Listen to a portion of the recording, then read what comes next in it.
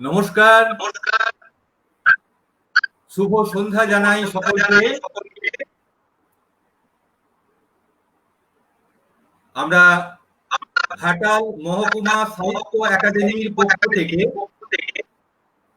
আজ এখানে সমবেত হয়েছি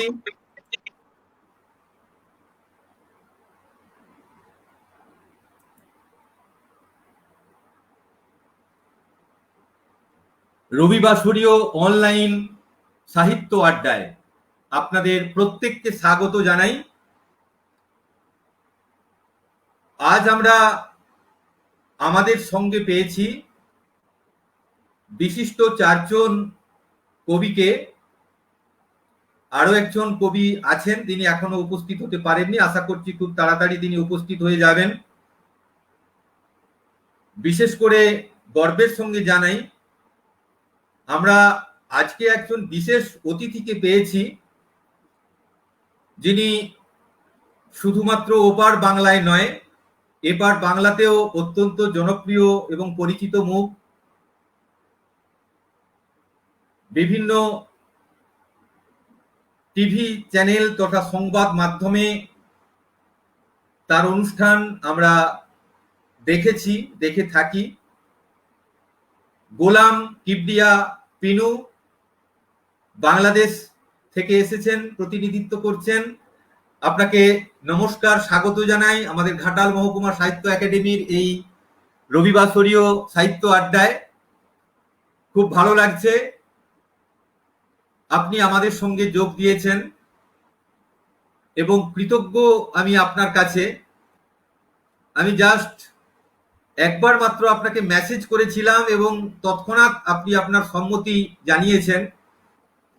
বুঝে গিয়েছি আপনার কত বড় হৃদয়। সাধারণভাবে মানসিক সংকীর্ণতা থাকলে মানুষ অনেক রকমের বাহানা করতেই পারেন, কিন্তু আপনি অত্যন্ত সহজভাবে ব্যাপারটাকে নিয়েছেন এবং আমাদের এই আড্ডায় যোগ দিতে চেয়েছেন। আপনাকে পেয়ে আমরা অত্যন্ত আনন্দিত। আমাদের সঙ্গে থাকবেন। আমাদের সঙ্গে রয়েছেন আরেকজন কবি, ঘাটাল মহকুমা সাহিত্য একাডেমির সঙ্গে দীর্ঘদিন ধরে ওতপ্রোতভাবে যুক্ত, এবং শুধুমাত্র কবি পরিচয়েও তাকে বেঁধে রাখলে অন্যায় হবে। তার কণ্ঠে সুর রয়েছে, ভালো গান গায়। আজকে অবশ্যই আমরা তার মুখ থেকে গানও শুনবো সময় করে দু একখানি। সুদীপ্ত চক্রবর্তী। সুদীপ্ত, তোমাকে স্বাগত জানাই ঘাটাল মহকুমা সাহিত্য একাডেমির এই রবিবাসরীয় সাহিত্য আড্ডায়।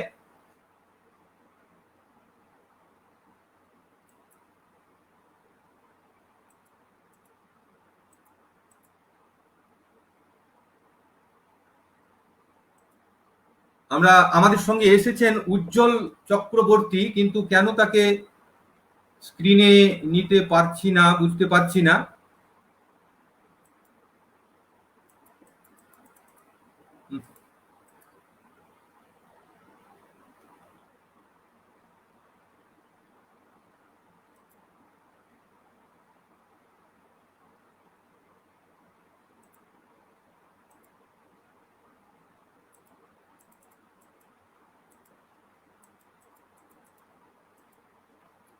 আচ্ছা, উজ্জ্বলকে দেখছি কিভাবে আমাদের স্টুডিওতে নেওয়া যায়। সুদীপ্ত চক্রবর্তী ছাড়াও আমাদের সঙ্গে রয়েছে আরেকজন কবি, ঘাটাল মহকুমা সাহিত্য একাডেমির সঙ্গে তার নিবিড় যোগ। আমি তার কবিতারও ভক্ত, অরুণাভ মাইতি। অরুণাভ, তোমাকে স্বাগত জানাই আজকের এই সান্ধ্যকালীন আড্ডায়। এছাড়া আরেকজন কবি রয়েছেন আমাদের মধ্যে, দীর্ঘদিন ধরে লেখাজোখা করেন। তিনি শুধু কবি মাত্র নন, গল্পে তার হাত পাকা, গল্প রচনায়। রিনা দিয়ান, আপনাকে স্বাগত জানাই ম্যাডাম আমাদের এই সাহিত্যানুষ্ঠানে। সবাই সঙ্গে থাকুন, আমরা প্রত্যেকের কবিতা শুনবো, কবিতা সংক্রান্ত কথা শুনবো, এবং আজকের এই রবিবাসরীয় সান্ধ্য সাহিত্য আড্ডাটি আপনাদের প্রত্যেকের অংশগ্রহণে অত্যন্ত প্রজ্জ্বল হয়ে উঠবে এই আশা রাখব। আজকে আন্তর্জাতিক শিশু কন্যা দিবস। আমাদের অনুষ্ঠান শুরুর আগে স্মরণ করি এই দিনটিকে, এবং এই দিনটির স্মরণে বলবো, সমস্ত বাবাদের বলবো, সমস্ত পুরুষকে বলবো, শিশু কন্যা বিবাহের মতো বিষময় একটি কাজ আমরা এখনো করে চলেছি, এখান থেকে আমাদের বিরত হতে হবে। শিশু কন্যাদের বড় হবার সুযোগ দিতে হবে, কোনো অংশেই তারা কিন্তু হেলা ফেলার যোগ্য নয়। তাদের বড় করে তুলবো, মানুষ করে তুলবো, ঠিক সময়ে তাদের বিয়ের কথা ভাববো। এই কথাটি যেন আমরা স্মরণে রাখি, যথাযোগ্য মর্যাদা যেন দিতে পারি আমরা নারীদের। শিশু কন্যার উপরে নির্যাতন, নারীর উপরে নির্যাতন বন্ধ হোক। ঘাটাল মহকুমা সাহিত্য একাডেমির এই সাহিত্য আড্ডা থেকে আমাদের এই আবেদন রইল সমাজের সর্বস্তরের সমস্ত মানুষের কাছে। ধন্যবাদ। আমরা এবার কবিতা পাঠে আসবো। প্রথমেই আমরা কবিতা শুনবো। আমাদের সম্মানীয় অতিথি গোলাম কিবরিয়া পিনু আমাদের মধ্যে রয়েছেন। প্রথমে তার একটি কবিতা আমরা শুনে নেব তার মুখ থেকে। বাংলাদেশ থেকে তিনি প্রতিনিধিত্ব করছেন, আগেই বলেছি। গোলাম কিবরিয়া পিনু, আপনি আপনার কবিতা পাঠ করুন।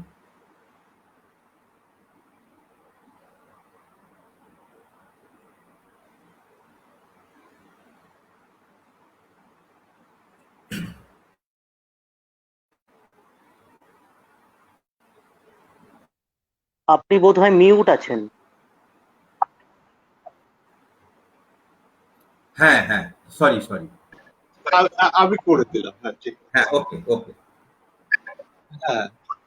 প্রথমে আমি ঘাটাল মহকুমা সাহিত্য একাডেমি যারা আয়োজক তাদের প্রতি কৃতজ্ঞতা জানাই, বিশেষত কবি তারাশঙ্কর দাস বৈরাগী যিনি আমাকে আমন্ত্রণ জানিয়েছেন, তার প্রতি কৃতজ্ঞতা থাকলো। আর আজকের অনুষ্ঠানে যারা অংশ নিচ্ছেন তাদের প্রতি শ্রদ্ধা, শুভেচ্ছা, এবং যারা শুনছেন তাদের প্রতি শ্রদ্ধা এবং শুভেচ্ছা। একটু 1 মিনিট একটু কথা বলি। সেটা হচ্ছে এই যে করোনা কালে তো আমরা বিচ্ছিন্ন হয়ে পড়েছিলাম, জনজীবন থেকে আমাদের স্বাভাবিক জীবন স্থবির অনেক ক্ষেত্রে হয়েছে, আমরা বিচ্ছিন্নতা ভুগেছি। কিন্তু আধুনিক যুগের প্রযুক্তি নির্ভর সুযোগ সুবিধার কারণে আজকে আমরা একে অপরের সঙ্গে যোগাযোগ স্থাপন করতে পারছি। বিশেষত যারা কবিতা লিখে সাংস্কৃতিক চর্চার সঙ্গে যুক্ত, তাদের মধ্যে বিচ্ছিন্নতা কেটে যাচ্ছে। আজকে যে একটা সুযোগ তৈরি হয়েছে, আপনারা সেই পশ্চিম বাংলার সুদূর এলাকার লোক, সেখান থেকে আপনাদের সঙ্গে একটা যোগাযোগ স্থাপন করতে পারছি আমরা ঢাকায় বসে। এটা একটা বড় বিষয়। আমরা মনে করি যে আমরা সকলে একটা অভিন্ন মানব গোষ্ঠীরই অংশ, এবং সেই অংশ হিসাবে একে অপরের সাথে সম্পর্ক স্থাপন করা, সেই সম্পর্ককে মানবিক সম্পর্কে রূপান্তরিত করা আমাদের দায়িত্ব। আজকে সেই সুযোগটা তৈরি হয়েছে। এই সুযোগটা হয়তো আগামীতে আরো বিকশিত হবে। আমরা মনে করি মানবিক সম্পর্কটা আরো দৃঢ় হবে। এই আশাবাদ ব্যক্ত করে আমি প্রথমে একটি কবিতা পড়ি। কবিতার শিরোনাম আমরা জোংরা খোটা। শামুক পুড়িয়ে পুড়িয়ে চুন তৈরি করি, আমরা জোংরা খোটা, আমাদের নখ মোটা। আমরা বাদ্য বাজাই, নৈবেদ্য সাজাই, নদীতে নদীতে যায়, সাগরে সাগরে যায়, আমাদের পায়ে কাদা। দেউড়ি থেকে দেউটি জ্বালিয়ে ঘুরি, ঝুটি বেঁধে রুটি খাই, দৃষ্টি চলে যায় দূরে, হিমশীতল দিনেও জলে নামি, হৃদয়ে তাপ দিয়ে ঝাঁপ খুলি, সাপের ভীতিতে বিহবল হই না, মগ্ন হয়ে শামুক কুড়ায়, আমরা জোগরা খোটা, আমরা জোগরা খোটা। বুক ভাঙ্গা কষ্ট নিয়ে বুক ভাঙ্গা জলে নামি, পানি কাক, কাদা খোঁচা, বালিহাঁস দেখে আলো আধারিতে থাকি।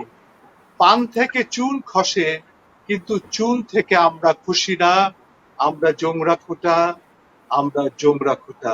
ধন্যবাদ। প্রথম কবিতাটা পড়ুন। ইতিমধ্যে আমাদের সঙ্গে যোগ দিয়েছেন কবি উজ্জ্বল চৌধুরী। উজ্জ্বল, তোমাকে নমস্কার। স্বাগত জানাই। তুমি অনেকক্ষণ নমস্কার থেকে জানাচ্ছি। অপেক্ষা করছিলে। হ্যাঁ, ঘাটাল মহকুমা সাহিত্য একাডেমির পক্ষ থেকে তোমাকে স্বাগত জানাচ্ছি আমাদের এই সাহিত্য আড্ডায়। উজ্জ্বল চৌধুরীর আরেকটা পরিচয় রয়েছে। ও শুধুমাত্র কবি মাত্র নয়, ও একজন প্রাবন্ধিক, একজন গবেষক, এবং এই মুহূর্তে ও অধ্যাপনার কাজে রত। সেই উজ্জ্বলকে আমরা পেয়েছি। ও ঘাটাল মহকুমা সাহিত্য একাডেমির সঙ্গে দীর্ঘদিন ধরে যুক্ত। আমাদের অত্যন্ত স্নেহভাজন, তার কবিতা আমরা শুনব।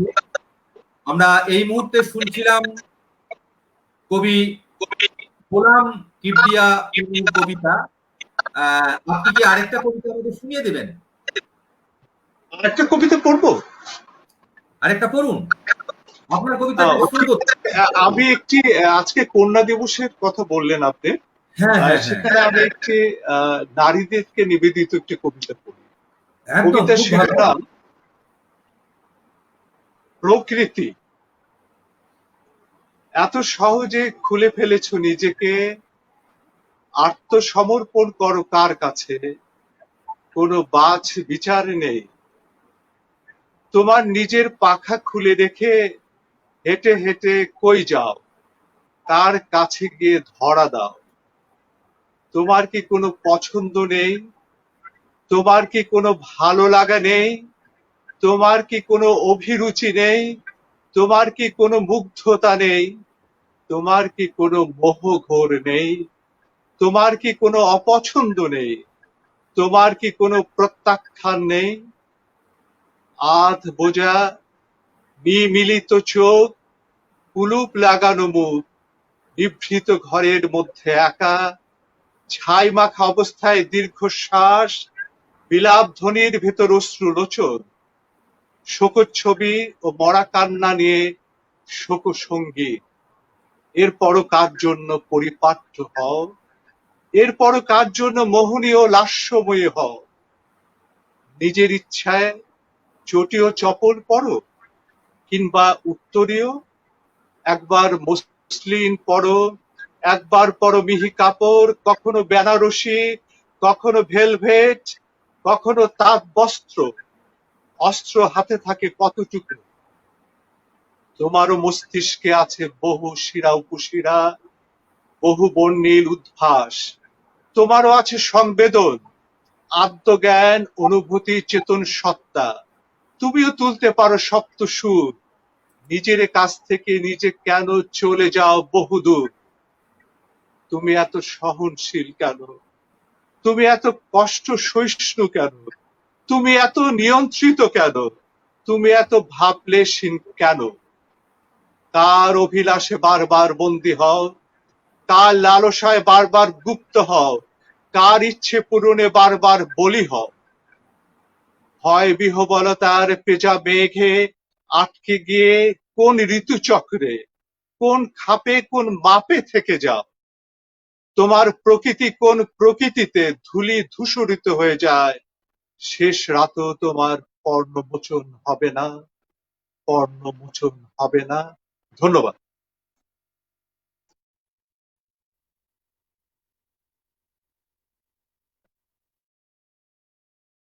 হ্যালো।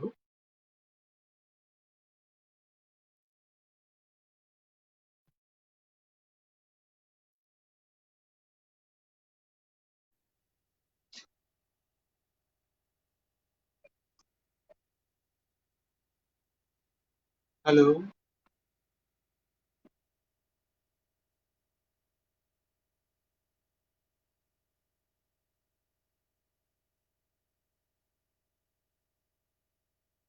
শোনা যাচ্ছে কি হ্যাঁ, আপনাকে কানেকশন? শোনা যাচ্ছে।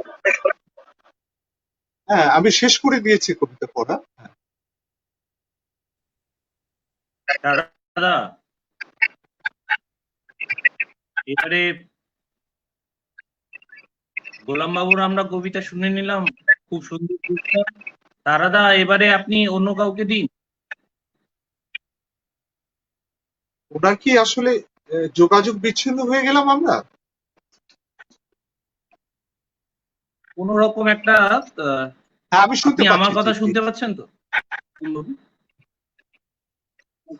কবিতাটি মন ছুঁয়ে গেল, খুব ভালো লাগলো। আমি কিন্তু শুনতে পাচ্ছি আপনার কথা। না, কেউ কি কবিতা পড়বে না আর কেউ? মনে হচ্ছে এখন? কিছু একটা হ্যাঁ, পড়বে, সবাই তো পড়বে, কিন্তু মনে হচ্ছে একটা যোগাযোগের ত্রুটি ঘটেছে। দেখা যাক, আমি কল করছি ওনাকে, একটু আমার মনে stay হয় যে আপনারা কেউ কবিতা পড়ুন নাকি?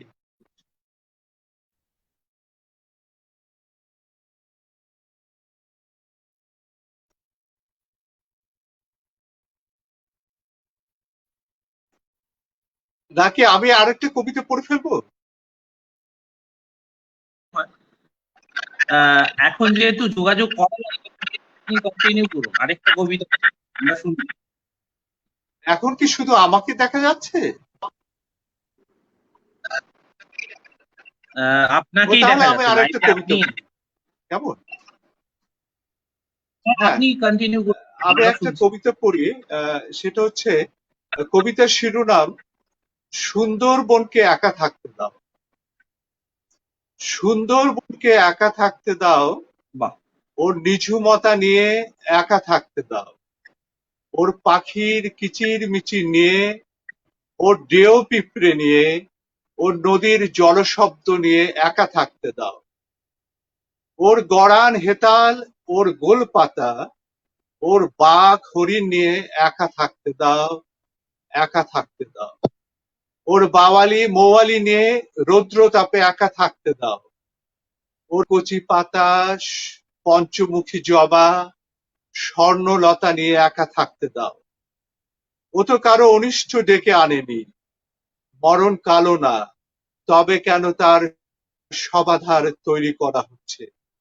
ওর নাভিশ্বাস উঠলে তোমারও হবে ওষ্ঠাগত প্রাণ, ওকে জমে টানলে তোমাকেও যেতে হবে লাশ কাটা ঘরে।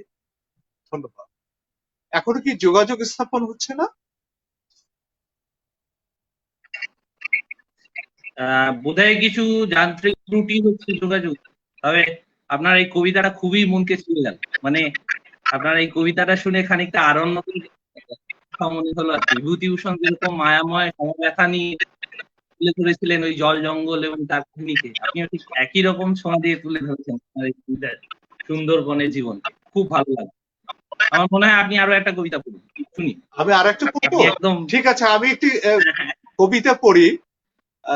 কবিতার শিরোনাম হচ্ছে কবিতা। এতদিনেও আমার কাছ থেকে কবিতা কেড়ে নিতে পারেনি কেউ। নিঃসীম শূন্য পাতালের মধ্যে চলে গিয়েছি, সপ্ত পাতাল হাসপাতাল ঠিকানা হয়েছে, তবু কবিতা কাছে থেকেছে। ঘনবীথির বায়ুমণ্ডল ও গগন প্রান্তে গগনচারী হয়ে হারিয়ে যায়নি শুধু কবিতার জন্য। নিহারিকা ডেকেছে, যায়নি। কবিতায় আমার বীজপ্রসূ ও সৃষ্টিতল, জল প্রবহমান হয়ে সমুদ্র দইতা হয়ে যায়। সুমেরু কুমেরু বুঝি বরিশন ধারা পুরো ভিজে যায়, পুরো ভিজে যায়। অনাবিষ্টিত কবিতার অঙ্কুরোদ্গম, সূচিভেদ্য অন্ধকারেও অনুবীক্ষণ যন্ত্র নিয়ে দেখি কবিতার অনুজীব, সে কথা জানে আমার সেবন্তী। কাকতাড়ুয়া কাক তাড়াতে পারে, আমাকে তাড়াতে পারবে না কেউ কবিতার জমি থেকে। আমার কাছ থেকে কবিতা কখনো কেড়ে নিতে পারবে না। যত ঈর্ষাধ্বনি শোনা কর্ষ পালকেরা, যতই বুনো কুকুরের আওয়াজ তোলা হোক বনের ভেতর, আমি তো খাটাস সজারুর কাটা কবিতার আগুনে আগে পুড়িয়ে ফেলেছি। কবিতা পক্ষ স্নান ও নিদ্রা সঙ্গে না বলে আমি ক্লান্ত নই। হাঁসফাঁস আছে, ন্যালা খাপা হয়ে থাকি শুধু কবিতার জন্য। আমি তো বিচ্ছিন্ন নই, আমারও ধারাক্রম আছে, আমার অবলুপ্তি হবে না, পরিব্যাপ্ত হব। আমি কাল ঋতু ও সূর্য ঘড়ি চিনি।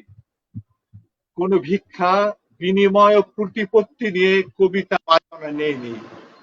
কবিতা তো অন্তঃপ্রাণ, অন্তঃসলীলা। সেই অধিকারটুকু নিয়ে বেঁচে আছি। আমি তা কখনো ইজারা দিতে পারবো না। আমি সঁপে দেওয়া জীবনটা নিয়ে কবিতাকে বুঝতে চেয়েছি। কেউ আমাকে জিতিয়ে দিবে বা বিদলন করবে সেটা চাই না, কেননা কবিতা সেটা চায়। কবিতার জন্যই গণবিক্ষোভের মধ্য দিয়ে যায়, সংঘাতের মধ্য দিয়ে যায়, গৃহযুদ্ধের মধ্য দিয়ে যায়, রাজবদলের মধ্য দিয়ে যায়, বিপ্লবের মধ্য দিয়ে যায়। অন্য কবিরা অতীতে গিয়েছে সব পথে, তবে আমাকে থামানো যাবে না, আটকানো যাবে না।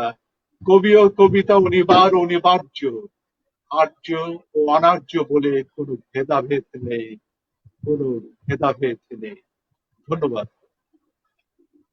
খুব ভালো, খুব ভালো, সাধু এখনো কি সাধু। ঠিক হয়নি? হ্যালো, কোনো কারণে লিঙ্কটা কেটেছে। তারাদার সঙ্গে আমার হোয়াটসঅ্যাপ হলো এক্ষুনি, তারাশঙ্কর দাস বৈরাগীর সঙ্গে আমার হোয়াটসঅ্যাপ হলো এক্ষুনি। হ্যালো, শোনা আপনি যাচ্ছে কিন্তু না কোনো? আমার কথা শুনে যাচ্ছে না? আমাকে দেখতে পাচ্ছেন তো? হ্যালো, হ্যাঁ, আমার কথা শোনা যাচ্ছে না? আমি অরুণাভ মাইতি বলছি, আমার কথা কি শোনা যাচ্ছে? হ্যালো হ্যালো হ্যালো শোনা যায়? হ্যালো,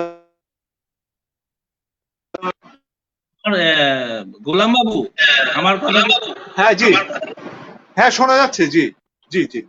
আচ্ছা, থ্যাংক ইউ। আপনার এই কবিতাটা ওই আমাদের নীল লোহিতে রঙের উচ্চারণেরই চেতনা ফিরিয়ে দিল, যে কবিতার জন্য অমরতা ত্যাগ করা যায় মনে আসে। খুব ভালো লাগলো, একদম মনকে ছুঁয়ে গেল। হ্যাঁ, কিন্তু কোনো কি যোগাযোগ কারণে- হলো না? তারাশঙ্কর বাবুর সঙ্গে কি যোগাযোগ হচ্ছে না? হ্যাঁ, ওই তারাদার সঙ্গে কোনো কারণে আমাদের একটা যোগাযোগের সমস্যা হচ্ছে। আপনি আছেন, আমি আছি। আমি এবার তাহলে একটা গল্প পড়ি আমার, নাকি?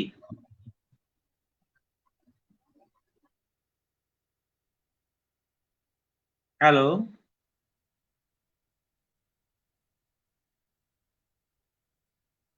আমার কথা শুনতে পাচ্ছেন?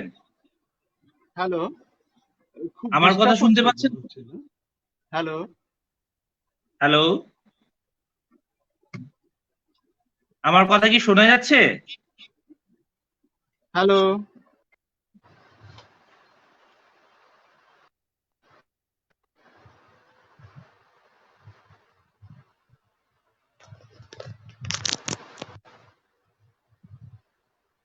হ্যালো, হ্যালো, আমার কথা শোনা যাচ্ছে গোলাম বাবু? হ্যাঁ জি শোনা যাচ্ছে। শোনা যাচ্ছে তো? হ্যাঁ জি জি শোনা যাচ্ছে এখন, জি জি জি। Thank you. আমি এবারে, আপনি অনেকগুলো কবিতা পড়লেন, প্রত্যেকটাই মনকে ছুঁয়ে গেল।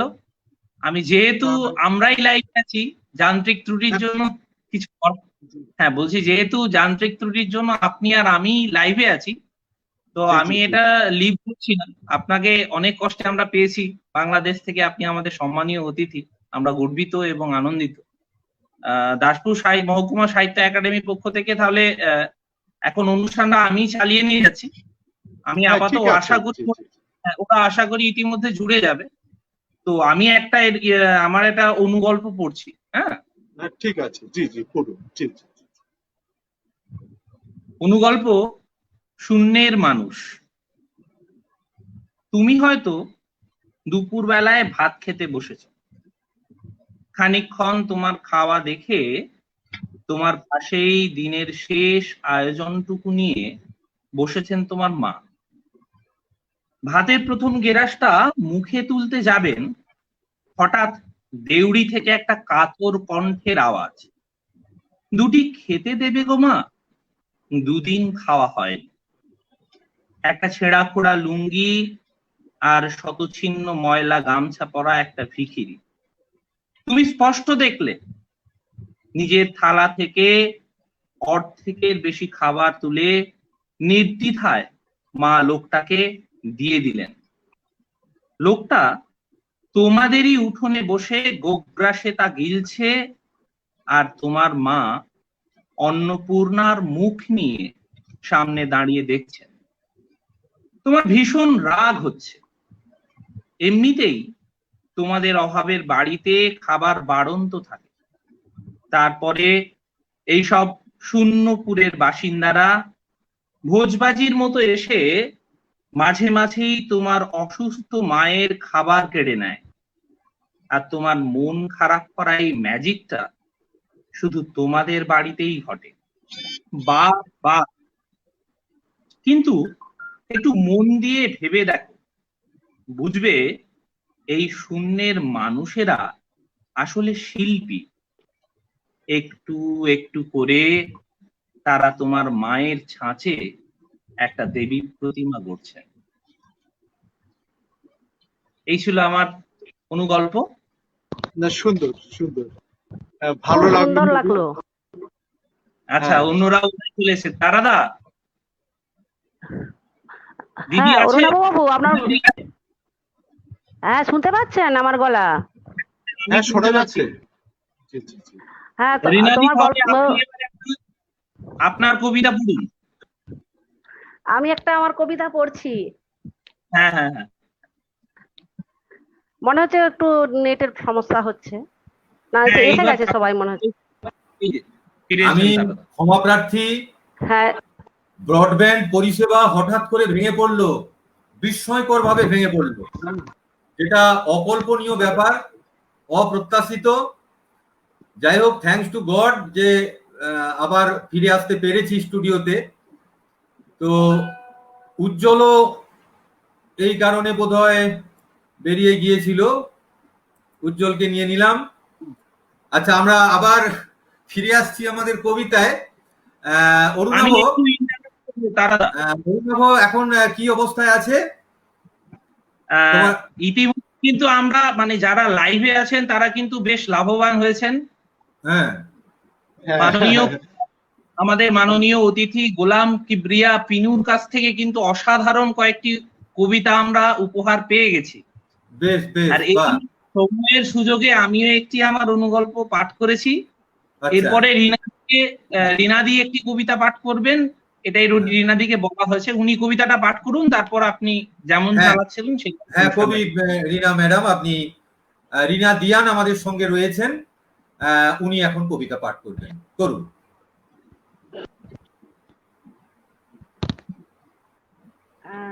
নমস্কার সবাইকে, যথাযোগ্য স্থানে সম্মান জানিয়ে জানাই আমি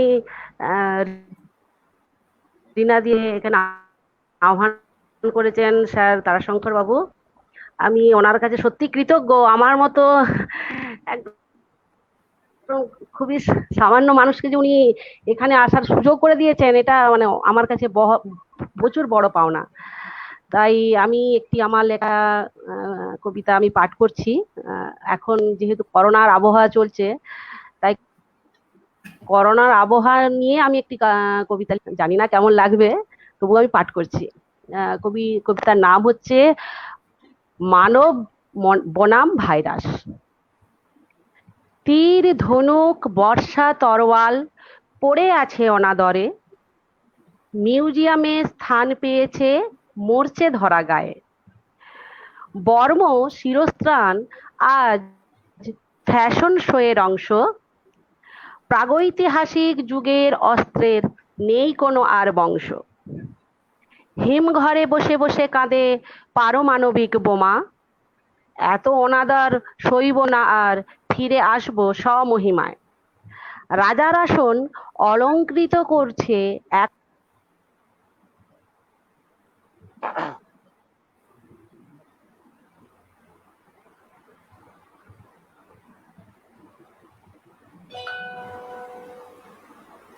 সাউন্ড চলে গিয়েছে রিনা ম্যাডামের।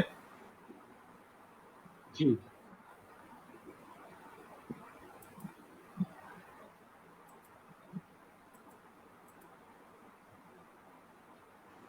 দাদা, আপনার কন্ট্রোল প্যানেল থেকে কি ওনার মিউটটা আনমিউট করা যাবে না? না, করা যাচ্ছে না দেখছি। এখন কেন করা যাচ্ছে না আমি বুঝতে পারছি না। ফোন করুন, তাহলে মনে হচ্ছে কিছু সমস্যা। আচ্ছা, আমরা পরে আসছি রিনা দিয়ানের কবিতায়। আমাদের সঙ্গে রয়েছে সুদীপ্ত চক্রবর্তী, কবি সুদীপ্ত চক্রবর্তী। তার কাছ থেকে বরং আমরা শুনে নিই একটি কবিতা, পরে আমরা রিনা ম্যাডামের কাছে আসবো আবার। নমস্কার, আমায় শোনা যাচ্ছে তো? হ্যাঁ, একদম পরিষ্কার শোনা যাচ্ছে। সবাইকে শ্রদ্ধা জানাই আজকের এই সন্ধ্যায়। এই ঘরবন্দি জীবন গত 6 মাসে আমি আমার সবকে শ্রদ্ধা জানিয়ে আমি আমার ঘরবন্দি এই সময়কার একটি কবিতা পাঠ করছি, ঘরবন্দি সিরিজের কবিতা। আমার কিছু করার ছিল বাকি, দাঁড়িয়েছি এক সীমানায় অনন্তকাল।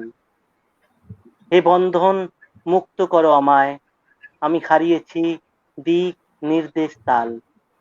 আমি হারিয়েছি মুখ, প্রিয় মুখ, ডানার আড়ালে হারিয়েছে সন্তাপ।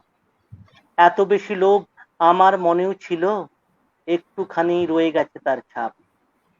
নিকট যারা বৃক্ষের মতো ছায়া, দূরে দূরে সব হাওয়ার মতন থাকে, আমায় হয়তো ডাক দিয়ে গেছে কোন কাল, দাঁড়িয়ে রয়েছি উধাও পথের বাঁকে। ক্লান্ত হলেও সযত্নে রাখা যাকে, চোখের সামনে হারিয়ে যাচ্ছে গ্রাম, পথ গিয়েছে দূরের কোনো শহর, হাত ধরে যাকে এতদিন ডাকতাম। বৃষ্টি জলে ধুয়ে যাওয়া সব মাটি ভেসে চলে যায় অতীতের বালি ঘড়ি, উঠোনটুকু নিজের করে রাখা, বাকিটুকু সব পড়শির ঘর বাড়ি। শরীরে আমার জড়ানো সাদা কাফন, গান দিয়ে হোক সময়ের কথা লেখা, উঠোনে পাতবে ব্যথা জুড়োবার চাদর, অচেনার পথে চেনা রয়ে যাবে ঢাকা। মৃতের যদি স্বপ্ন কিছু থাকে, সে স্বপ্নরা শীতল মৃতের মতোই। স্বপ্ন হারালে কিংবা মেরিয়ে গেলে, মৃতদেহ পায় চিতা সাজানোর ক্ষত। বাহ, অসাধারণ অসাধারণ। সুদীপ্ত, ঠিক আছে, তোমার আরেকটা কবিতা পরে শুনবো।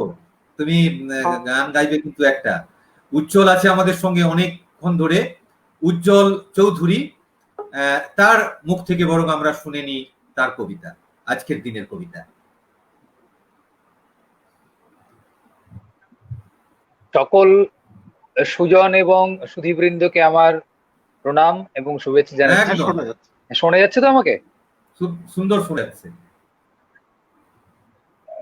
আসলে মানে আমরা এখন একটা অত্যন্ত খারাপ সময়ের মধ্যে দিয়ে যাচ্ছি এবং আমাদের সামনে যে খুব আশার আলো দেখতে পাচ্ছি যে কয়েকটা দিন বা কিছু দিনের মধ্যেই আমরা একটা ভালো সময়ে ফিরবো, তেমনটা কিন্তু এখনো নয়। তাই আমাদের এই অনলাইনের মাধ্যম সেটাই কিন্তু একমাত্র উপায় যে আমাদের প্রত্যেকের মধ্যে ফোন করছি আপনাকে, প্রত্যেকের মধ্যে একটা সংযোগ স্থাপনের এটাই কিন্তু একমাত্র মাধ্যম। এবং আসলে কবিতা চর্চাই হোক বা সাহিত্য চর্চাই হোক, আমি মানে জাস্ট 1 মিনিট সময় নিচ্ছি, কবিতা চর্চাই হোক বা সাহিত্য চর্চাই হোক, এই সমস্ত কিছুই কিন্তু প্রয়োজনের অতিরিক্ত। এবং প্রয়োজনের অতিরিক্ত আছে বলেই কিন্তু আমরা এখনো বেঁচে আছি। মানে মানুষ তার চেতনা নিয়ে এখনো জীবিত আছে, শুধুমাত্র আমাদের মনের খোরাকটুকুই এখনো বেঁচে আছে। আর প্রয়োজন তো মানুষ বাদে অন্য যারা আছে, অন্য যেসব স্তন্যপায়ী প্রাণীরা আছে, তারা শুধুমাত্র প্রয়োজন নিয়েই থাকে, কিন্তু মানুষ কেবলমাত্র প্রয়োজন নিয়েই থাকে না। এই জন্য রবীন্দ্রনাথ খুব সুন্দর কথা বলছেন যে সাহিত্যের সঙ্গে প্রয়োজনের কোনো সম্পর্ক নেই, সাহিত্য প্রয়োজনের অতিরিক্ত বিষয়। আর একদম। মানুষকে চেনা যায় কিন্তু অবশ্যই খরচে নয়। আমি বাজারে গিয়ে মাছ কিনবো, ডিম কিনবো, সেটা তো অবশ্যই। মানুষকে চেনা যায় খরচের থেকে বাজে খরচে অনেক বেশি। তো যাই হোক, তবুও এই কবিতা চর্চা, এই সাহিত্য চর্চা, এই যে একটা প্ল্যাটফর্ম ঘাটাল মহকুমা সাহিত্য একাডেমি করে দিয়েছে, এই জন্য আমরা প্রত্যেকেই, আমরা এখানে যারা আছি প্রত্যেকেই আমরা সেই ঘাটাল মহকুমা সাহিত্য একাডেমির কাছে কৃতজ্ঞতা প্রকাশ করছি। হ্যাঁ, তো উজ্জ্বল, আমি এই ব্যাপারে আমাদের অবশ্যই স্মরণ করতে হবে আমাদের একাডেমির কর্ণধার ডক্টর পুলক রায়কে। একদম একদম একদম তার প্রেরণাতেই কিন্তু আমরা এগোচ্ছি এবং এই ধরনের চর্চাটা চালিয়ে যেতে পারছি। ডক্টর একদম পুলক রায়কে আমাদের সবার পক্ষ থেকে অনেক অনেক ধন্যবাদ, কৃতজ্ঞতা, শুভেচ্ছা, এক রাশ ভালোবাসা জানাচ্ছি এই মুহূর্তে। উজ্জ্বল, তোমার কবিতা। একদম। আমি একটা ছোট্ট কবিতা পড়ছি, মানে এই কবিতাটার নাম কি বলে, পূর্বরাগ। পূর্বরাগের আমার একটা কবিতার যাকে বলে সিরিজ আছে, এটা তারই একটি ছোট্ট একটি অংশ। কবিতার নাম পূর্বরাগ। শ্রাবণের ওপার থেকে এক মুঠো এক বৃষ্টি মায়া, কৌটো খুলে উড়িয়ে দিল আগুন রূপা সোনালী কায়া। চুপি চুপি প্রাণের সাথে প্রথম জানাশোনা, হৃদয় জুড়ে তখন শুধু প্রেমের আনাগোনা। সর্ষে ফুলের হলুদ মেখে আকুল আকুল সঙ্গোপনে, রতিসাপ মুক্ত হলো শরীর কথার গহীন বনে। ধন্যবাদ। এইটুকুই। অসাধারণ, খুব সুন্দর। আচ্ছা রিনা ম্যাডাম, আপনার মাইকটা এখনো মিউট আছে, আপনি কি আমার কথা শুনতে পাচ্ছেন? আচ্ছা, আনমিউট করে দিয়েছেন। এবারে বলুন, আপনার আরেকটি কবিতা বলুন। সেই কবিতাটি অসম্পূর্ণ থেকে গিয়েছে। কবিতা পড়াকালীন আপনি স্ক্রিনে হাত দেবেন না, মোবাইলের স্ক্রিনে হাত দেবেন না। হ্যাঁ বলুন। বলছি ওই পূর্ব কবিতাটা অন্য কোনো কবিতা পড়বো স্যার? আপনি আগেরটাই রিপিট করতে পারেন। আচ্ছা রিনা ম্যাডাম, আমি একটু শোনা ইন্টারাপ্ট যাচ্ছে, করছি, আমার কথা শোনা যাচ্ছে? আপনার ওইখানে আরেকটু বোধহয় লাইট থাকলে ভালো লাগবে, দেখুন।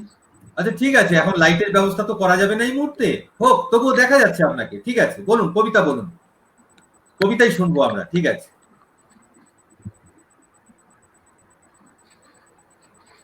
আমার একটি কবিতা, সেটা আর পড়ছি না, যেটা কেটে গেছে। আমি একটি নতুন আরেকটি কবিতা পড়ছি স্যার, একটু দেখুন। কবিতার নাম হচ্ছে মায়ের লজ্জা। বর্তমানে যে সমস্ত ঘটনা ঘটছে নারীদের সঙ্গে, আপনি আজকে প্রথমেই বলেছিলেন শুরুতে বিশ্ব কন্যা দিবস। তো কন্যা দিবস পালিত হয়, কিন্তু পুত্র দিবস তো পালিত হয় না আমাদের দেশে। যাই হোক, তবু আমি সেই কন্যাই বলুন, মাই বলুন, তাদের নিয়ে একটি লিখেছি একটি আমার কবিতা, মায়ের লজ্জা। এবার আর ধরায় আসিস না মা, লজ্জা রাখার জায়গা পাবি না। তুই নাকি সবার মা, তোর ইশারায় পাতাও নাকি নড়ে না। তবে যখন আমার আর্ত চিৎকারে কেঁপে উঠল আকাশ বাতাস, তখন তুই কোথায় ছিলি মা? ওরা যখন আমাকে পশুর মতো ছিঁড়ে খেলো, আমার শরীরকে ভেঙে টুকরো করে দিল, তখন কি তুই চুপ করে চোখ বুজিয়ে ঘুমিয়েছিলি মা? তুই তো কারো কন্যা, তোর যদি এত শক্তি, তাহলে আমাদের কেন দিবি না? সবাই বলে আমরা নাকি মায়ের জাত, তাহলে তুই বল, মাকে কোন সন্তান বারে বারে করে ধর্ষণ আর আনন্দের উল্লাস? শুনেছি পুরাণে রক্ত পান করে শেষ করেছিলি অসুরকে। এখন পৃথিবীর মানবাসুর রক্ত পান করে আমাদের। এতই যদি আমাদের উপর সবার ঘৃণা মা, তবে ধরার সব নারীকে তোর কোলে ঠাঁই দে না। একটু শান্তিতে ঘুমাই আমরা তোর বুকের মাঝে, কষ্ট ভয় ভুলে গিয়ে রইব শুধু আনন্দকে নিয়ে সাথে। পরশুরাম করেছিল ক্ষত্রিয় বংশের বিনাশ, তুই করে দে পুরো নারী শূন্য সমাজ। এবার আর ধরায় আসিস না মা, শরীর ঢাকতে কোথাও অস্ত্র পাবি না। বাহ, সুন্দর কবিতা। আজকের দিনে অনেক প্রাসঙ্গিক কবিতাও বটে। অনেক ধন্যবাদ, অভিনন্দন আপনাকে। সবাই প্রায় একটি দুটি করে লেখা, নিজেদের লেখা পড়েছেন, কবিতা পড়েছেন। অরুণাভ গল্প পাঠ করেছে, সেই গল্প তো শোনার আমার সৌভাগ্য হয়নি। অরুণাভ, তুমি কি আমাদের একটা কবিতা শোনাবে এখন? তারা আমার একটা কবিতা শোনানোর আছে, তবে তার আগে আমি একটু কথা বলতে চাই। আজকে যেহেতু আমরা একদম দেবীপক্ষে প্রবেশ করে গেছি, আর কিছুদিন পরে আমাদের আরাধনা, এবং আজকে ইন্টারন্যাশনাল গার্লস চাইল্ড ডে, এবং আমি ওই ধরনেরই মা শিশু নিয়ে এবং বাচ্চাদের নিয়ে কাজ করে থাকি, আমার কর্মক্ষেত্র। তাই একটু এখানে বললাম যে শুধুমাত্র যেটা দিদি বলছিলেন ওনার কবিতাতেও তুলে ধরতে চাইছিলেন, আমি জাস্ট সেটা নিয়ে একটু ব্যঞ্জনাটাকে আরেকটু দতিত করবো। সেটা হচ্ছে যে এটা তো শুধুমাত্র একটা দিন নয়, আমরা তো প্রতি মুহূর্তে বাস্তব ক্ষেত্রে দেখছি যে আমরা বলছি মেয়েদেরকে আমরা দেবী রূপে, মা রূপে, কন্যা রূপে, বোন রূপে, অগ্নি রূপে পূজা করি, শ্রদ্ধা করি, ভালোবাসি। কিন্তু আমাদের এই যেসব ধরুন গ্রামের বিভিন্ন ফসলের ক্ষেতি বলুন, আর কিংবা শহরের অন্ধকার অলিগলি থেকে তাদের ক্ষতবিক্ষত মৃতদেহগুলোই তো উদ্ধার হচ্ছে। এই জায়গাটা আমাদের ভাবার দরকার আছে। দ্বিতীয়ত, ভারতবর্ষের পরিপ্রেক্ষিতে কন্যা সন্তানদের কিন্তু, যদি আমরা খুব একদম স্ট্যাটিস্টিক্যাল ভিউটা নিই, প্রায় 70-80 জন কন্যা প্রতি 1000 জন বাচ্চা ছেলের অনুপাতে ঘাটতি আছে, এবং সেটা যখন পূর্ণবয়স্ক মানুষের ক্ষেত্রে আসছে প্রায় 47 জন নারী প্রতি 1000 পুরুষে কিন্তু আমাদের অভাব আছে।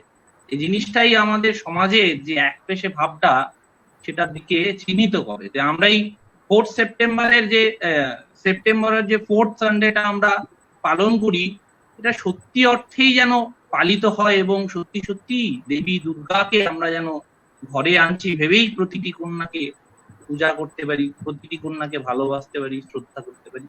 সেইটাই একদম ঠিক কথা বলেছেন।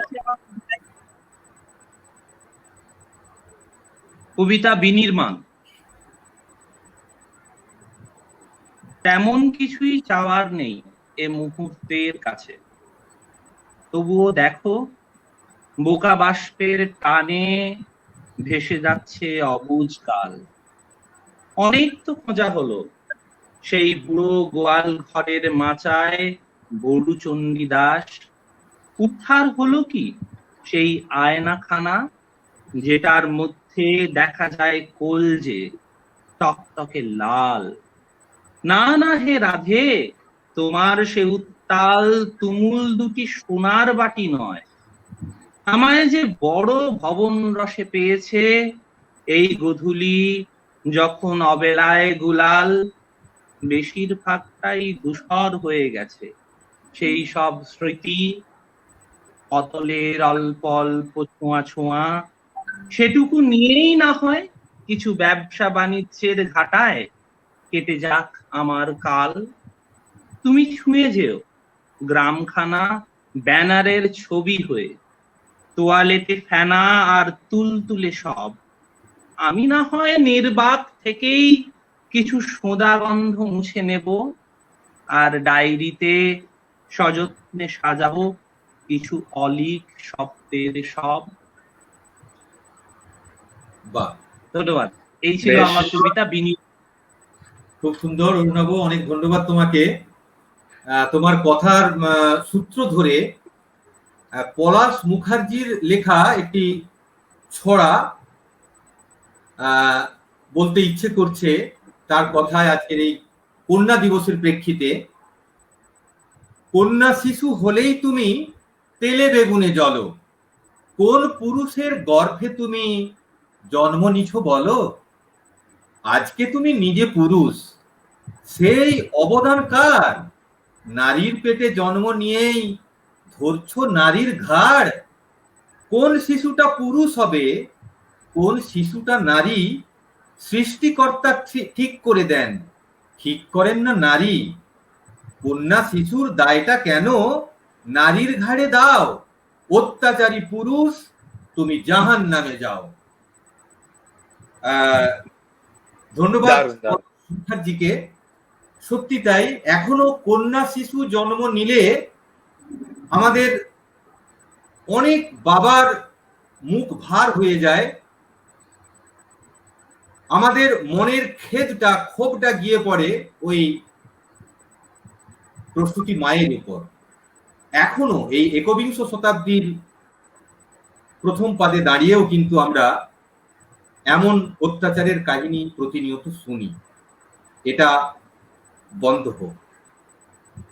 তো একদমই আমরা তাই। সুদীপ্তর কাছে যাব, তার আগে আমি আমার একটি কবিতা এই কোভিড পরিস্থিতি নিয়ে লেখা, করোনা পরিস্থিতি নিয়ে লেখা, একটু প্রথমের দিকে লেখা সেই কবিতাটি পাঠ করব। ছোট্ট একটি কবিতা। আমরা এই 2020-তে এসে এমন একটি অতিমারীর সম্মুখীন হয়েই জানতে পারলাম, যেটা আমাদের অনেকেরই জানা ছিল না, যে প্রতি 100 বছর অন্তর এই রকম ধরনের একটি অতিমারী বিশ্বে এসেছে। এর আগেও এসেছে, গত 3-4টি শতাব্দীতেই নাকি ঠিক 100 বছরের মাথায় এমন ঘটনা ঘটেছে। এটা আমার সত্যি বলতে কি জানা ছিল না। তো এবারের এই অতিমারী করোনা তথা কোভিড-19 ভাইরাস যেটি বয়ে নিয়েছে গোটা বিশ্বব্যাপী, তার প্রেক্ষিতে লেখা আমার এই কবিতাটি একটু পাঠ করব। আবার 100 বর্ষ পরে এলো রে প্রলয়কারী বিশ্ব মহামারী, 7 সমুদ্র 13 নদী পার উথাল পাথাল করি করোনা দিয়েছে পাড়ি। কত দেশ জাতি হলো তোড়পাড়, কত জনপদ হবে যে উজাড়, প্রাণ ভয়ে সবে মরি। ধনী গরিবের নাই ব্যবধান, নাই ধর্ম আর জাত কুলমান, এক কথা সবে সরি করোনা দিয়েছে পাড়ি। কোথা গেল আজ মহাবাহুবল, কোথা মানুষের ধন সম্বল, সবই যায় গড়াগড়ি।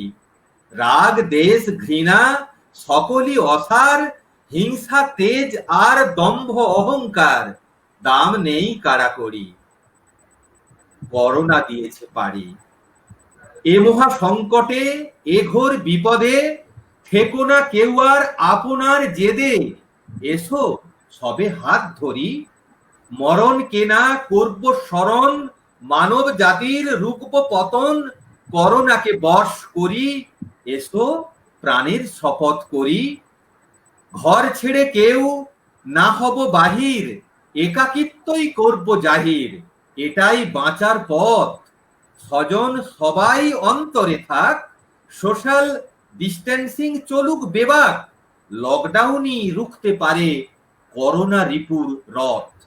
ওরে আবার 100 বর্ষ পরে এলো রে প্রলয়কারী বিশ্ব মহামারী, 7 সমুদ্র 13 নদী পার উথাল পাথাল করি, ওরে করোনা দিয়েছে পাড়ি।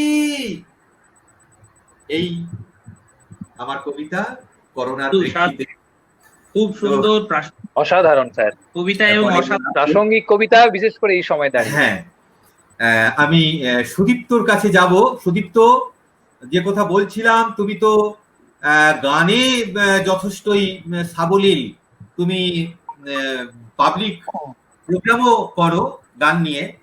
তো আজকে আমাদের এই অনুষ্ঠানে আমাদের সকলকে যদি তোমার কণ্ঠে একটি গান শুনিয়ে দাও, বিশেষ করে আমাদের আজকে অতিথি আছেন গোলাম কিবরিয়া তিনু, তিনিও আছেন, তোমার গান শুনবেন। একটা গান আমি অনুরোধ করব তোমাকে গাইতে।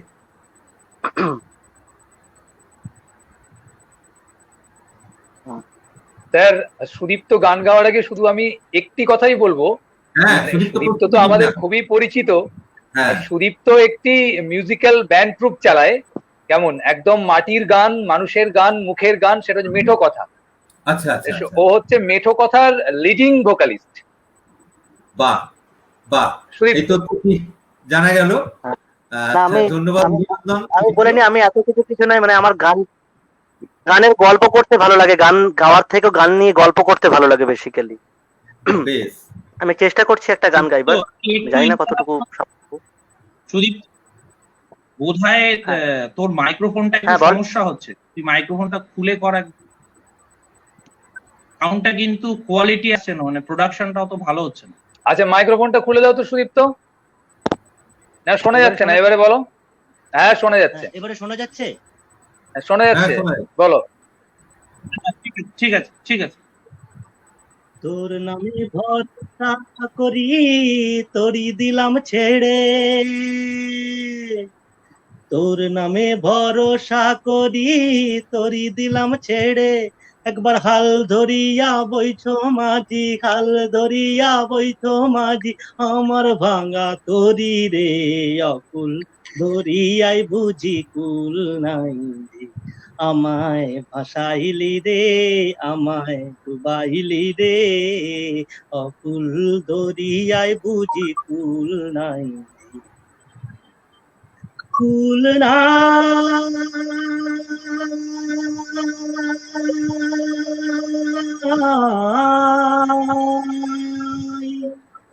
কিনার নাই, নাই রে, কুল নাই, কিনার নাই, নাই রে,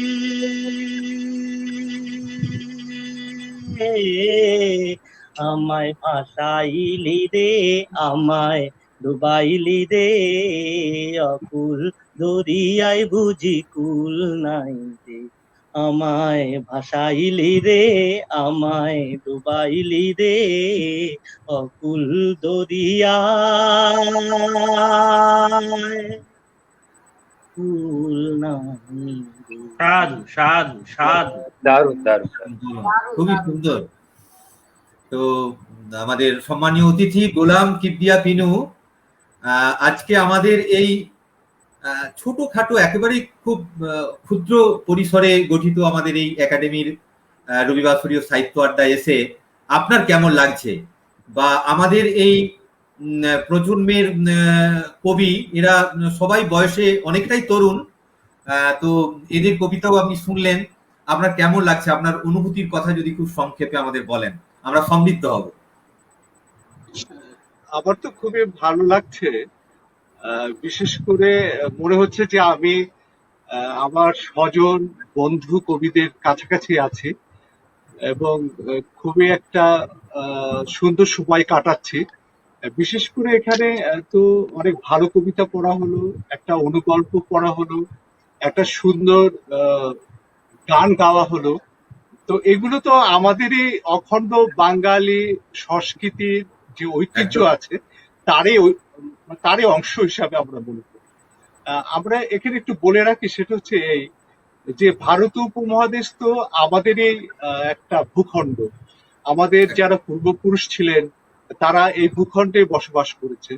হয়তো রাজনৈতিক কারণে, রাজনৈতিক বিভাজনের জন্য আমরা খণ্ড বিখণ্ড হয়েছি। আমাদের রবীন্দ্রনাথ, আমাদের নজরুল, সুকান্ত তো খণ্ড বিখণ্ড হয়নি। এবং আপনারা যারা বাংলা কবিতা লিখছেন তারাও আমাদের থেকে দূরবর্তী নয়। আপনাদের যে কবিতায় ভাব সম্পদ, আবেগ, ভালোবাসা, ঐতিহ্য ধারণ, সেগুলো ঠিক আমাদের বাংলা কবিতার মূলধারারই অংশ হিসাবে মনে করি। আর আমরা মনে করি যে আমরা যারা বাংলা ভাষাভাষী কবিতা লিখি, শুধু পশ্চিমবঙ্গে নয়, পৃথিবীর বিভিন্ন ভূখণ্ড থেকে তারা আসলে বাংলা কবিতার বিকাশের ক্ষেত্রে ভূমিকা রাখছে। সেদিক থেকে আপনাদের সঙ্গে এই যে সময়টা কাটাচ্ছে, এটা একটা উল্লেখযোগ্য সময় হিসাবে মনে হচ্ছে। কিন্তু করোনা কালে কারণে আমরা প্রযুক্তির কারণে আপনাদের কাছাকাছি যেতে পারছি। অন্য সময় হলে হয়তো আপনাদের ওখানে আমাদের প্লেনে করে যেতে হতো, অথবা বাসে করে যেতে হতো, আমার অফিস থেকে ছুটি নিতে হতো, তারপরে আপনাদের কাছে পৌঁছানো যেত। কিন্তু আজকে প্রযুক্তির কারণে খুব অভাবিতভাবে অত্যন্ত অল্প সময়ের মধ্যে অত্যন্ত কাছাকাছি আমরা যেতে পারছি। এবং আপনাদের যে কবিতার ভাষা, কবিতার ভাব, কবিতার দার্শনিকতা, কবিতার নৈতিকতা, দেশ সম্পর্কে আপনাদের চিন্তা চেতনা, এগুলো কিন্তু আমরা বুঝতে পারছি। এগুলো আমাদেরকে আপনাদের কাছাকাছি নিয়ে যেতে পারছে। এবং এই ধরনের আয়োজনের মধ্য দিয়ে আমরা একে অপরের কাছাকাছি যেতে পারছি, এবং বিশেষ করে আপনাদের এই আয়োজন আমার কাছে খুব ভালো লাগছে। আমি এই কারণেই আপনাদের এই অনুষ্ঠানে আসার ভিতরে ভিতরে আগ্রহ পোষণ করেছিলাম যে আপনারা কেমন কবিতা লেখেন, আপনারা কিভাবে কবিতা পড়েন, আপনারা কিভাবে গান করেন, এইগুলো আমরা জানতে পাচ্ছি। এটা অনেক বড় পাওয়া, এবং সেই কারণে আমি মনে করি এই ধরনের সংযোগ আগামীতে আরো বিকশিত হবে, এবং আমরা যে একটা মানব খণ্ড, একটা মানব সত্তারই অখণ্ড সত্তা, সেটাকে আমরা বিকশিত করব। আমরা মনে করি যে আমরা সেই রবীন্দ্রনাথের ভাষায় যে আমরা অখণ্ড সত্তারই খণ্ড খণ্ড অংশ, সেই অখণ্ড সত্তার প্রতিরূপ হিসাবে আমরা একে অপরের হাত ধরাধরি করে সাহিত্য ভাবনায় আমরা একটা ঐক্যবোধ তৈরি করব, এই আশাবাদ আমরা সবসময় ব্যক্ত করি বাংলাদেশ থেকে, ঢাকা থেকে, এই এলাকার কবি হিসাবে। আপনাদেরকে অনেক ধন্যবাদ। বাহ, আপনাকে অনেক ধন্যবাদ। মানে কি বলবো, আপনি একদম আমার মনের কথাটাই বলেছেন। বাংলাদেশ, বর্তমান বাংলাদেশ, তথাকথিত পূর্ব বাংলা আর পশ্চিম বাংলা, আমি এখনো আমার সত্তা দিয়ে, আমার চেতনা দিয়ে অনুভব করি আমরা অখণ্ড বাঙালি জাতি, বাঙালি সংস্কৃতির ধারাবাহিকতা আমরা বহন করে চলেছি। তো মাঝে মাঝে মনে হয় যে দুই বাংলা রাজনৈতিকভাবে বিভাজিত হয়েছে, কিন্তু অন্তত দুই বাংলা যদি এক থাকতো, বাঙালির সংস্কৃতি এবং সাহিত্যের চর্চাটা গোটা বিশ্বে বোধহয় আরো অনেক বেশি শক্তিশালী রূপে উন্মিলিত হতে পারত। এই স্বপ্ন আমি দেখি, এই কথাগুলো আমিও মনে মনে ভাবি। ঠিক তাই, আমরা রাজনৈতিকভাবে বিভাজিত হলেও কিন্তু মনে মনে আমরা অখণ্ড বাঙালি জাতি, দুই বাংলা আমরা মনের দিক থেকে কিন্তু এখনো এক জায়গায় রয়েছি। অনেক ধন্যবাদ আপনাকে, খুব ভালো লাগলো আপনার কথা, এবং ভবিষ্যতে আবারও আমাদের অনুষ্ঠানে আপনাকে পাবো এই আশা আমরা করতেই পারি। একটা কথা জানা হয়নি, আপনার মানে পেশা, মানে এই মুহূর্তে অফিস, কোন অফিসে কাজ করেন আপনি, মানে আপনার ডিপার্টমেন্টটা কি? ও, আমি আসলে কিছুদিন আগে অবসর নিয়েছি। আচ্ছা, আমি মানে আমি অনেকগুলো চাকরি করেছি, তবে কিছুদিন আগে যে চাকরি থেকে আমি বিচ্ছিন্ন হয়েছি, আমি একটা ইন্টারন্যাশনাল সংস্থা আছে, ফ্রি প্রেস আনলিমিটেড, নেদারল্যান্ডস ভিত্তিক। তারা কমিউনিকেশন উপরে কাজ করে, টিভি কেন্দ্রিক কাজ করে। তো ওদের একটা বিশেষ প্রকল্পের আমি দায়িত্বে ছিলাম বাংলাদেশে, এবং আমরা সেখানে শিশু কিশোরদের জন্য টিভি প্রোগ্রাম তৈরি করতাম। আমাদের এখানে বাংলাদেশের দুটো চ্যানেলে সেটা নিয়মিতভাবে প্রকাশিত হতো, প্রচারিত হতো, এবং এই অনুষ্ঠানগুলো ইউরোপের বিভিন্ন চ্যানেলও এটা প্রকাশিত হতো। এছাড়া আমি সাংবাদিকতা করেছি, আমি পরিবার পরিকল্পনা সংস্থা, ইন্টারন্যাশনাল একটা সংস্থা আছে, আপনাদের ইন্ডিয়াতেও আছে, ইন্টারন্যাশনাল প্ল্যান প্যারেন্টহুড ফেডারেশন, যেটা বাংলাদেশে বলে বাংলাদেশ পরিবার পরিকল্পনা সমিতি। আমাদের নয়াদিল্লিতে এই উপমহাদেশের অফিস ছিল, সেখানে আমি প্রায় 20 থেকে 25 বছরে চাকরি করেছি। সেখানে অ্যাডভোকেসি যে ডিপার্টমেন্ট ছিল বাংলাদেশে, সেটা প্রধান ছিলাম আমি। তারপর এখানে যে পাবলিকেশন হতো, তারপর কমিউনিকেশনের যে দায়িত্ব আমি প্রধান ছিলাম। এইভাবে আমার পেশাগত। তাছাড়া আমি তো স্বাভাবিকভাবে বিভিন্ন সময় পত্রপত্রিকায় কলাম লিখেছি, আর অন্যান্য কাজও করেছি।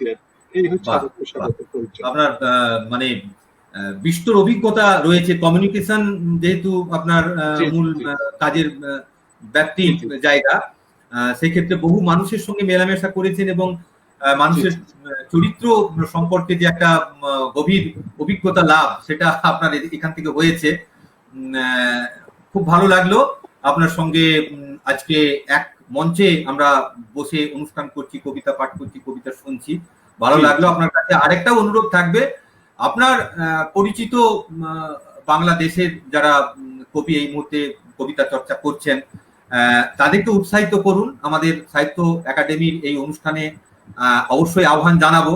আমরা চাইছি যে পৃথিবীর যে প্রান্তে যে কোনো বাঙালি যেখানেই থাক না কেন, আমরা একটা অখণ্ড জাতি হিসেবেই নিজেদেরকে তুলে ধরবো, এবং তাতে করে আমাদের এই সাহিত্য চর্চার যে ব্যাপ্তি পরিধি, সেটা আরো সুবিস্তৃত হবে। আন্তর্জাতিক স্তরে আমরা যেন পৌঁছে দিতে পারি আমাদের বাংলা সাহিত্যকে, বাংলা সংস্কৃতিকে, সেই প্রয়াসটা আমাদের পক্ষ থেকে অবশ্যই থাকবে এবং ভবিষ্যতে আপনি আবারও আমাদের সঙ্গে মিলিত হবেন এই প্রত্যাশা কিন্তু রাখলাম।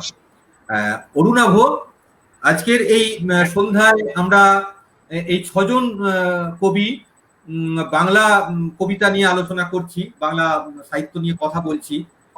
তো তোমার অনুভূতির কথা খুব সংক্ষেপে যদি বলো, আমরা অলরেডি সময় পেরিয়ে গিয়েছি, খুব সংক্ষেপে তোমার অনুভূতির কথা যদি বলো। অনুভূতি তো অসাধারণ। গোলাম কিবারিয়া পিনু বাবুকে যে পেয়েছেন আমরা, এটা একটা আমাদের প্রাপ্তি, বিশাল বড় প্রাপ্তি। এবং উনি যে কথাটা বললেন, কবিতা তো ওনার অসাধারণ, সে তো মনকে ছুঁয়েই গেছে। উনি যে কথাগুলি বললেন সেটা একবারে হৃদয়ের অন্তঃস্থলে চলে গেল। সত্যি আমরা কোনো মানে আজীবন বলা যায় যে বুকের গভীরে থেকে যাবে তার কথাগুলো। হৃদয়ের মাঝে তো কোনো কাঁটাতার নেই অ্যাকচুয়ালি।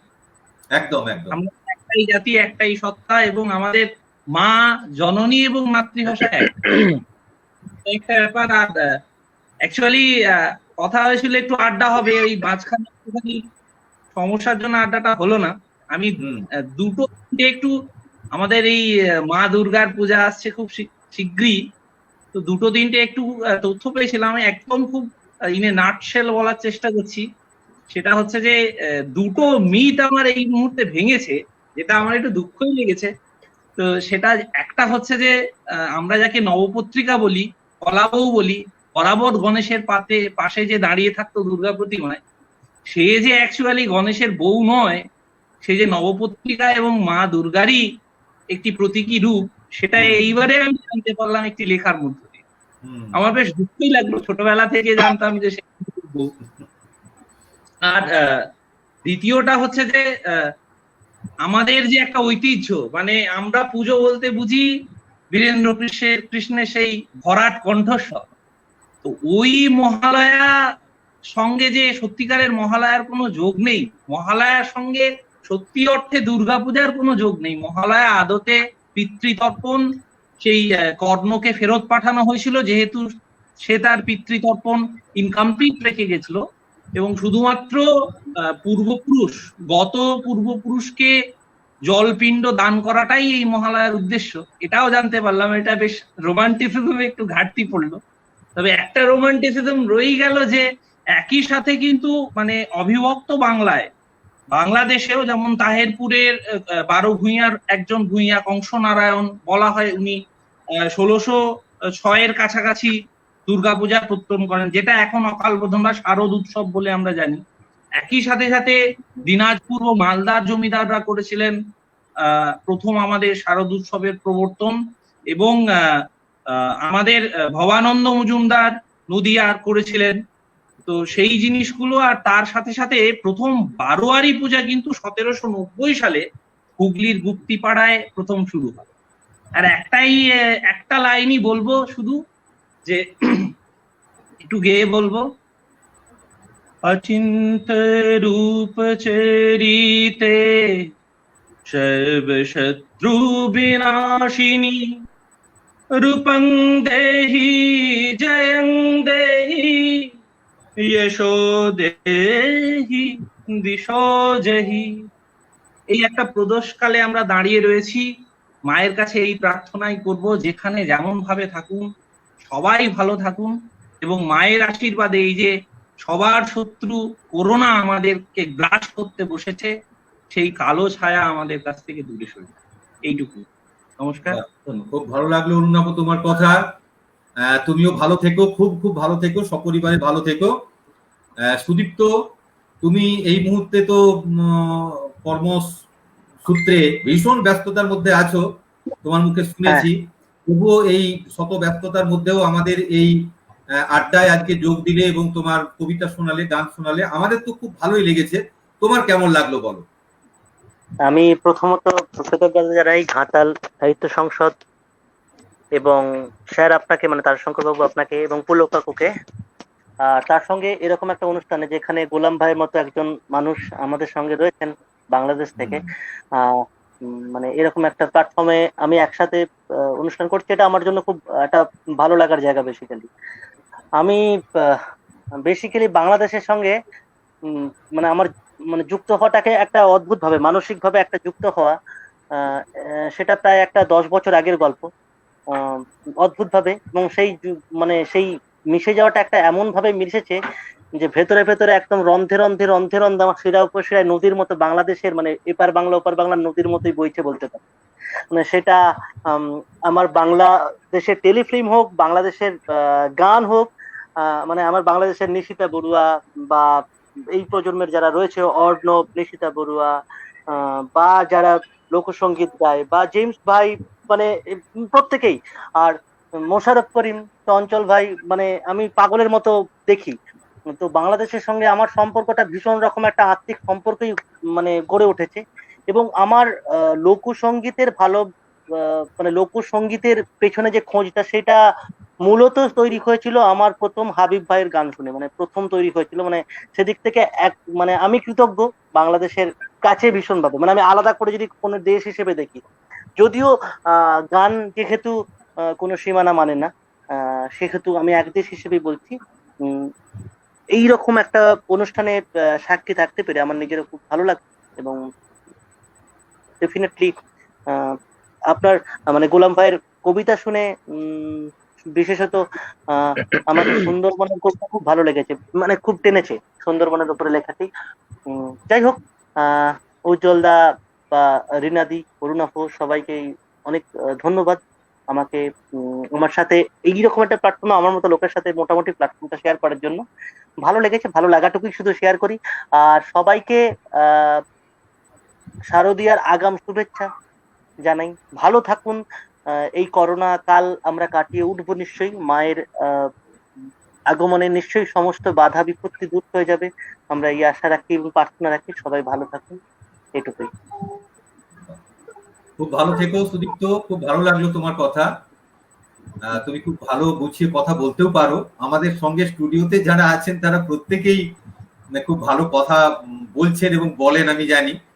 তো আমাদের সঙ্গে উজ্জ্বল রয়েছে, ও তো খুব ভালো বক্তা, ভালো সঞ্চালক। উজ্জ্বল, তোমার কেমন লাগলো বলো আজকের এই সন্ধ্যাটা আমাদের সঙ্গে কাটিয়ে? প্রথমত বলি যে এটা একটা আন্তর্জাতিক স্টুডিও, মানে আন্তর্জাতিক মঞ্চে আমি আসতে পেরে মানে প্রথমত আমি একদম গর্বিত বোধ করছি। তো সেই জন্য ঘাটাল মহকুমা সাহিত্য একাডেমি এবং আপনাকেও এবং আপনাদের সবাইকে আমি কৃতজ্ঞতা এবং ধন্যবাদ জানাচ্ছি। আসলে বাংলা কবিতাই হোক কি অন্য ভাষাভাষীরই কবিতা হোক, বাংলা তো দশম থেকে দ্বাদশ শতাব্দীতে আমরা লেখ্য বাংলা পাচ্ছি, কিন্তু বাংলা কবিতাই হোক বা যে কোনো কবিতাই হোক, কবিতা আসলে প্রত্যেকটা মানুষের একটা হৃদয়ের স্বতঃস্ফূর্ত প্রকাশ। সে হয়তোবা লিখতে পারুক বা নাই পারুক, কিন্তু প্রথাগত না হলেও অপ্রথাগত ভাবে আমরা সবাই কিন্তু কবি। আসলে পৃথিবীতে যত সাহিত্যের রূপ তৈরি হয়েছে তার মধ্যে প্রথম সাহিত্যের রূপ কিন্তু অবশ্যই কবিতা। কারণ কবিতাই একমাত্র একটা অবলম্বন যেটা একটা শরীরের আত্মা থেকে আরেকটা শরীরের আত্মাতে কিন্তু সঞ্চালিত হতে পারে। কবিতা ছাড়া অন্য কিছু নয়। এবং কবিতার অনেক পরে কিন্তু গদ্য তৈরি হয়েছে, অনেক পরে, বিশেষ করে আধুনিক কালেই আমরা সেইটা কিন্তু পাই। কবিতার ঠিক সমসাময়িক ভাবে মানে একই সঙ্গে তৈরি হচ্ছে কিন্তু নাটক। আমরা যদিও এখন যাকে নাটক বলি সেই সময় নাটক ছিল না, সংস্কৃতে আমরা তাকে লোকবৃত্তের অনুকরণ বলি। কেমন সেই লোকবৃত্তের অনুকরণ হিসেবে নাটক তৈরি হয়। তখন নাটকের যে কনভারসিয়েশন গুলো ছিল, অর্থাৎ নাটকটা তো প্লে বেসড, মানে একটা অভিনীত হওয়ার জন্য, কারণ নাটক পড়বার জন্য নয়, নাটক লেখাই হয় কিন্তু অভিনীত হওয়ার জন্য। তো তখন দুজন চরিত্রের মধ্যে যে কথোপকথন হতো সেটাও কিন্তু ওই কবিতার ভাষাতেই কথোপকথন হতো। অর্থাৎ সংলাপের মধ্যে একটা মিল থাকতো। আর কবিতা মানেই কিন্তু একটা মিল, এই অংশটুকু অন্তত আমাদের মধ্যে কিন্তু ঢুকে যায়। তো কবিতা সম্পর্কে আমি জাস্ট খুব সংক্ষেপে বলবো যে কবিতার আত্মা খুঁজছেন আলংকারিকগণ, যে কেমন করে কবিতা হয়ে ওঠে। খুব সুন্দর একটা কথা যে আমি সারা জগৎ গান গেয়ে বেড়াবো পাগলের মতো, এটা কিন্তু কবিতা নয়, এটা কিন্তু একটা চলমান গদ্য। আমি সারা জগৎ গান গেয়ে বেড়াবো পাগলের মতো। কবি যখন বলছেন আমি জগৎ প্লাবিয়া বেড়াবো গাহিয়া আকুল পাগল পারা, তখন কি এমন জাদু তৈরি হচ্ছে, কি এমন ছন্দ তৈরি হচ্ছে, কি এমন আভাস ইঙ্গিত তৈরি হচ্ছে, যা ওই আমি সারা জগৎ পাগলের মতো আকুল হয়ে গান বেড়াবোকে একটা কবিতা বন্ধের মধ্যে তৈরি করে দিচ্ছে। তো আলংকারিক বামন তখন প্রথম বলছেন যে কবিতা তৈরি হতে গেলেই শব্দ এবং অর্থ লাগবে। উনি বলছেন শব্দার্থ সহিতও কাব্যম, শব্দ এবং অর্থ দিলেই নাকি কবিতা হয়। তাহলে শব্দ এবং অর্থ দিলে যদি কবিতা হয়, তাহলে আমি ভাত খাবো এটাও কবিতা, শব্দ আছে অর্থ আছে। তারপরেই বামন বলছেন না, শুধু শব্দ এবং অর্থ দিলে কবিতা হয় না, কবিতার মধ্যে আরো কিছু আছে। তখন উনি বলছেন কাব্যম গ্রাহ্যম অলঙ্কারাৎ, অর্থাৎ কবিতার শরীরের মধ্যে অলংকার প্রয়োগ করতে হবে। অলংকার মানে যেমন নারীরা কানের দুল কোথায় পরবে, আবার মাথার গহনাটা কোথায় পরবে, বা কানেরটা বা পায়েরটা হাতেরটা কোথায় পরবে, এটা নির্দিষ্ট রীতি অনুযায়ী সেটাকে কিন্তু করতে হয়। সেটা পড়লে নারী শরীরকে বা সবাইকে কিন্তু একটা সুন্দর লাগে। সেই কবিতার মধ্যেও তেমনই অনেক অলংকরণ তৈরি করতে হয়। সেই অলংকরণ বিভিন্ন ভাবে বিভিন্ন রকম ভাবে কিন্তু তৈরি হয়। অর্থাৎ তখন তিনি বলছেন কাব্যম গ্রাহ্যম অলঙ্কারাৎ। আবার তারই পরে বলছেন না, শুধুমাত্র কাব্যম গ্রাহ্যম অলঙ্কারের দ্বারাই কিন্তু কবিতা হয় না। অমলকান্তি রোদ্দুর হতে চেয়েছিল, এখানে তেমন কোনো অলংকার কিন্তু নেই, এখানে তেমন কিন্তু আভাস ইঙ্গিত নেই। কিন্তু কি এমন আছে যে অমলকান্তি রোদ্দুর হতে চেয়েছিল? আসলে কি রোদ্দুর হওয়া যায়? ওই যে সেই মেঘদূতের গল্পটি মনে পড়ে, মানে যক্ষ সে বলছে যে মেঘকে দূত করছে, সে মেঘকে দূত করে বলছে মেঘ তুমি যাও গিয়ে আমার প্রণয়িনীকে খবর দাও যে আমি ভালো আছি, খুব একটা খারাপ নেই। কারণ কাক পক্ষীটুকু নেই সেটার প্রণয়িনীকে গিয়ে যে খবর দেবে যে আমি ভালো আছি, কারণ যক্ষ তখন সদ্য বিবাহিত হয়েছিল, আপনারা সবাই মেঘদূতের গল্পটি জানেন। কিন্তু উনি মেঘকে কেন দূত করছেন, কালিদাস খুব সুন্দর ব্যাখ্যা দিচ্ছেন তার, যে যক্ষ কেন মেঘকে দূত করছে, তার কারণ আষাঢ়ের প্রথম দিবসের ওই নবীন মেঘ সেই তীব্র খরদাহের পরে যে যে জায়গার উপর দিয়ে যাবে একটা বর্ষণ সিক্ত তৈরি করবে, সেখানে একটা আভাস তৈরি করবে, সেখানে সেখানে নতুন নবান্নের ফসল ফলবে, সেখানে একটা নতুন দিগন্ত বা নতুন একটা ফসলের আবাহনী সঙ্গীত কিন্তু সেখানে শোনা যাবে। কবিতার জন্ম কিন্তু সেখান থেকে হচ্ছে, এবং সবশেষে কবিতা শেষ হচ্ছে কিন্তু ধ্বনি বা রসে। অর্থাৎ যতক্ষণ না পর্যন্ত কবিতার মধ্যে একটা গভীর ব্যঞ্জনা থাকবে, যতক্ষণ না পর্যন্ত কবিতা অদেখাকে অনেক কিছু বলে দেবে। কারণ কবিতার অপর নামই চিত্র এবং সঙ্গীত। যেমন সুদীপ্তর ওই গানটি এর কথা মনে পড়ছে যে সঙ্গীত অনেক কিছু কথা বলে দেয়, তেমনি কবিতাও অনেক অদেখা কথাকে কিন্তু বলে দেয়। আর কবিতা আসলে প্রত্যেকটা মানুষের মধ্যে একটা ইন্দ্রিয়ের মধ্যে একটা নতুন সঞ্চালনের মাত্রা কিন্তু অবশ্যই দেয়।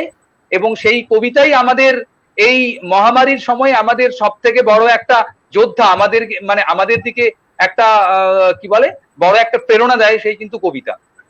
যাই হোক, দেবী আসছেন, প্রাণময়ী আসছেন, তার আগমনে আনন্দধারা ফিরবে, এটা আমরা সবাই কামনা করছি।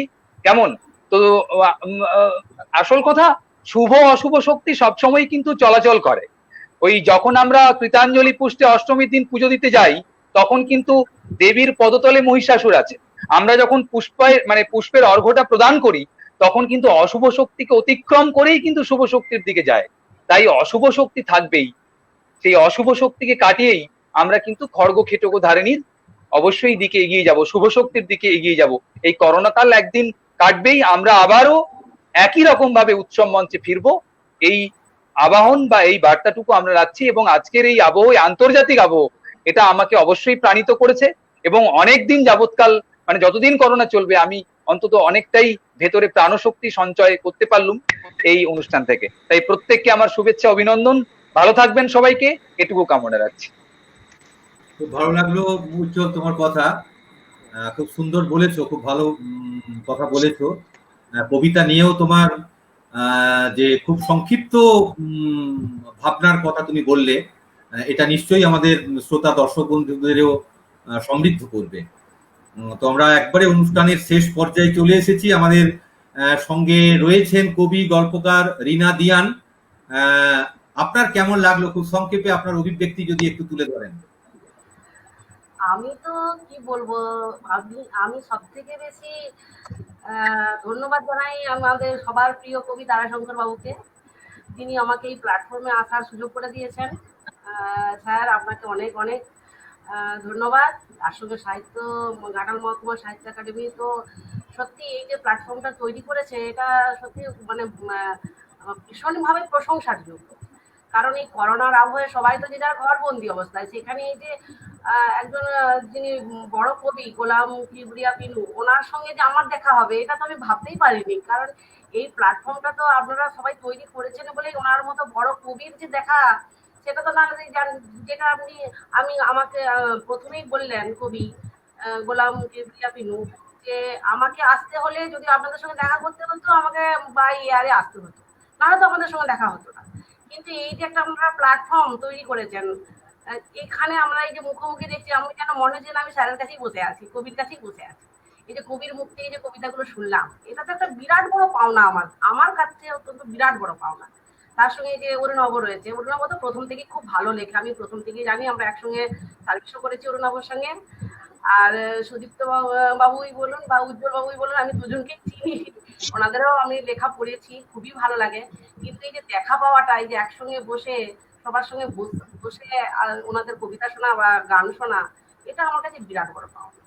তবে আমি কন্যা প্রথমেই যেটা বললাম যে কন্যা দিবস যেহেতু আছে, আমি সমস্ত কবিদের কাছেই প্রার্থনা করব, বা আমার এটা একটা চাহিদাই বলতে পারেন, নারী হিসাবে চাহিদা, যে আপনাদের কলমের ধার যেন অন্তত মেয়েদের পক্ষে হোক, এমন কিছু আপনাদের কবিতার মধ্যে ফুটে উঠুক, বা যেটা, কারণ আপনারা খুব বড় বড় কবি, আমি এটা জানি, আপনাদের কবিতার মধ্যে এই ধারটা আসুক, যেটা কলমের ধার, যে অন্তত নারীদেরকে সম্মান যেটা করা, বা আমরা যে এত মানে একটা ভয়ে বা সংকটে রয়েছি, যে একটা বড় বড় বিভৎস ঘটনা ঘটে যাচ্ছে আমাদের দেশে, এটাকে নিয়ে আপনারা কলমটা ধরুন।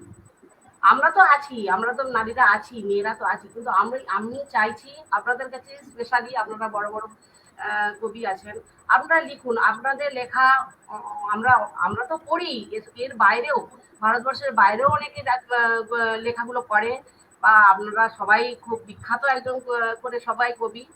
তো আমি চাই মেয়েদের নিয়ে, আমাদের দুঃখ কষ্ট নিয়ে আমাদের লেখাটা, আমাদের মনের ভাবনাটা, সেটা আপনারা ফুটিয়ে তুলুন।